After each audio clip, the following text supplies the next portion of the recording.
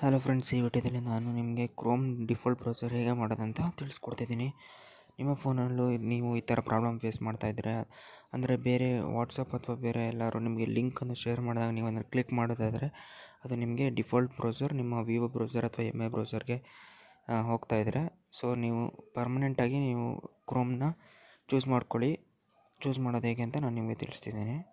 ಇದು simple friends, but ಯಾಕಂದರೆ ನೀವು ಬೇರೆ ಯಾವ್ದಾದ್ರು ಕಂಪನಿ ಫೋನ್ ತೊಗೊಂಡಾಗ ಆ ಬ್ರೌಸರನ್ನ ಜಾಸ್ತಿ ಜನರು ಯೂಸ್ ಮಾಡಬೇಕು ಅಂತ ಆ್ಯಕ್ಚುಲಿ ಅದು ಸ್ಟಾರ್ಟಿಂಗಲ್ಲಿ ನಿಮ್ಮ ಡಿಫಾಲ್ಟ್ ಬ್ರೌಸರ್ ಯಾವ ಡಿವೈಸ್ ಆಗಿರುತ್ತೆ ಅದರದ್ದೇ ಡಿಫಾಲ್ಟ್ ಆಗಿರುತ್ತೆ. ಸೊ ನೀವು ಅದನ್ನು ಕ್ರೋಮ್ ಅಥವಾ ಬೇರೆದಕ್ಕೆ ಚೇಂಜ್ ಮಾಡ್ಕೋಬೇಕಂದ್ರೆ ಹೇಗೆ ಅಂತ ಹೇಳ್ಕೊಡ್ತಿದ್ದೀನಿ.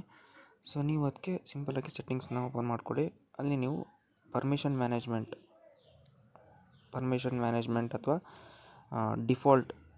ಡಿಫಾಲ್ಟ್ ಆ್ಯಪ್ ಸೆಟ್ಟಿಂಗ್ಸ್ ಅಂತ ಸರ್ಚ್ ಮಾಡಿ. ನೋಡಿ, ಇಲ್ಲಿ ಡಿಫಾಲ್ಟ್ ಆ್ಯಪ್ ಸೆಟ್ಟಿಂಗ್ಸ್ ಇದೆ. ನೋಡಿ, ಇಲ್ಲಿ ಡಿಫಾಲ್ಟ್ ಆ್ಯಪ್ ಸೆಟ್ಟಿಂಗ್ಸ್ ಇದು ನಿಮಗೆ ಪರ್ಮಿಷನ್ ಮ್ಯಾನೇಜ್ಮೆಂಟ್ ಅಥವಾ ಬೇರೆ ಥರ ನೀವು ಸರ್ಚ್ ಮಾಡ್ಬೋದು. ನಿಮ್ಮ ಸೆಟ್ಟಿಂಗ್ಸಲ್ಲಿ ಪರ್ಮಿಷನ್ ಮ್ಯಾನೇಜ್ಮೆಂಟ್ಗೆ ಹೋಗಿ ಡಿಫಾಲ್ಟ್ ಆ್ಯಪ್ ಸೆಟ್ಟಿಂಗ್ಸ್ನ ಒತ್ತಿ, ಮತ್ತು ಹಾಗೂ ಇಲ್ಲಿ ನೋಡಿ ಬ್ರೌಸರ್ ಅಂತ ಕಾಣಿಸ್ತಾ ಇದೆ. ನೋಡಿ, ಇಲ್ಲಿ ಫ್ರೆಂಡ್ಸ್ ನಿಮ್ಮದು ಬ್ರೌಸರ್ ಚೂಸ್ ಆಗಿದ್ದರೆ ನಿಮ್ಮದು ಯಾವಾಗಲೂ ನಿಮ್ಮ ಡಿಫಾಲ್ಟ್ ಬ್ರೌಸರ್ ಬರ್ತಾ ಇರುತ್ತೆ. ಸೊ ನೀವು ಅದನ್ನು ಚೇಂಜ್ ಮಾಡಿ ನಿಮಗೆ ಯಾವ್ದು ಬೇಕೋ ಅದನ್ನು ಚೂಸ್ ಮಾಡ್ಕೊಳ್ಳಿ. ನೋಡಿ, ಈಗ ಕ್ರೋಮ್ ಚೂಸ್ ಮಾಡ್ಕೊಳ್ತಿದ್ದೀನಿ. ಕ್ರೋಮ್ ಚೂಸ್ ಮಾಡಿದ್ಮೇಲೆ ನೀವು ಯಾವುದೇ ಲಿಂಕ್ ಬಂದರೂ ಅಥವಾ ನೀವು ಎಲ್ಲೇ ನೀವು ಲಿಂಕ್ನ ಓಪನ್ ಮಾಡಿದ್ರು ಕೂಡ ಅದು ಕ್ರೋಮಲ್ಲೇ ಓಪನ್ ಆಗುತ್ತೆ ಅದು. ಸೊ ನೋಡಿ, ಇಲ್ಲಿ ಲಿಂಕ್ ಕ್ಲಿಕ್ ಮಾಡಿ ಡೈರೆಕ್ಟ್ ಕ್ರೋಮ್ ಹೋಗ್ತಿದೆ.